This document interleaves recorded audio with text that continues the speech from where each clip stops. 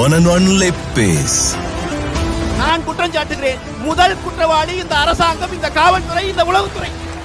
சும்மா மறுபடி செத்து பணமா விழுந்த பிறகு இன்னும் என்னென்ன நெரட்டிவ் செட் பண்ணிட்டு இருக்கீங்க? முதல் நாள்ல தொடங்குனதுல இருந்து இப்ப வரைக்கும் நாங்க கொண்டு போய் ஒரு அனுமதியை எழுதி கொடுக்கிற போது காவல் நிலையத்திலே எவ்வளவு பேர் வருவார்கள் என்பதை நாங்கள் சொன்ன பிறகு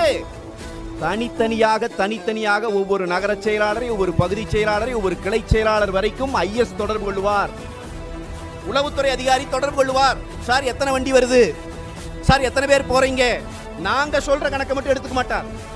டோல்கேட்ல ஆள் நிக்கும் உளவுத்துறைக்கு, டோல்கேட்ல இந்த டோல்கேட்ல இத்தனை வண்டி கிராஸ் ஆயிருக்குது சார், சோ இவ்வளவு கூட்டம் வரப்போகிறது. இதை கொடுக்கிற வேலை தான் உளவுத்துறையின் வேலை. உளவுத்துறை இந்த ரிப்போர்ட் கொடுத்து காவல்துறை பாதுகாப்பு கொடுக்க வேண்டும் என்பதற்காகத்தான் அனுமதியே கேட்கப்படுகிறது. அதுதான் பேசிக். ஏன் நாம் அதை யாருமே பேச மாட்டேங்கிறோம்? விஜய் நேரம் கழிச்சு வந்தார். விஜய்க்கு கொடுக்கப்பட்ட நேரம் என்ன சொல்லுங்க? அனுமதி நேரம் என்ன? 3 to 10.